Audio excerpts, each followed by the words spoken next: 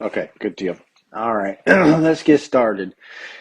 It is freezing here, so we made some decisions that we were going to do our service here at the house, and I just wanted to say Merry Christmas. And as we close up this series for this year, "Tis the Season." This is titled "Tis the Season," week 4.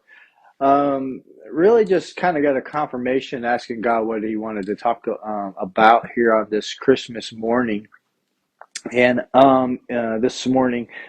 So it seems as though that there's like a lot of controversy these days of Christians going back and forth at each other about celebrating Christmas. Celebrating Christmas is a pagan holiday. That's the argument. What is it to say that it's a pagan holiday? The other thing is also going back and forth that it isn't really Jesus's birthday. So why is it December 25th?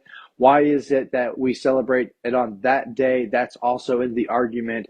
And so in that, I kind of was just asking God, how does he want to approach this? Because there's a reason why God allowed it. So I go to Genesis chapter 50, verse 20. It says, but as for you, you meant evil against me, but God meant it for good in order to bring it about as it is this day to save many people. See, in this little scripture right here, Joseph is confronting his brothers because his brothers sold him into slavery, and some other bad stuff happened to him. He ended up in prison, and so about 20 years of his life was just like thrown away, it seems like. But God had a way to switch it all to put him in a position of a higher authority to save his people.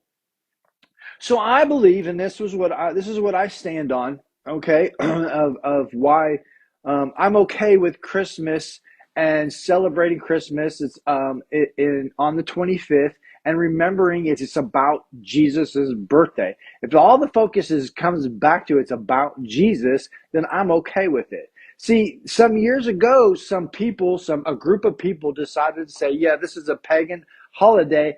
We want to do a mind game with people in the point of saying that we want it to be about Santa and get the shift off of Jesus and onto maybe Santa or the Christmas tree or giving presents and try to switch it. But every time you try to do that, it still opens up the door, the opportunity to share the true story of Jesus Christ and who he is and what he did for us.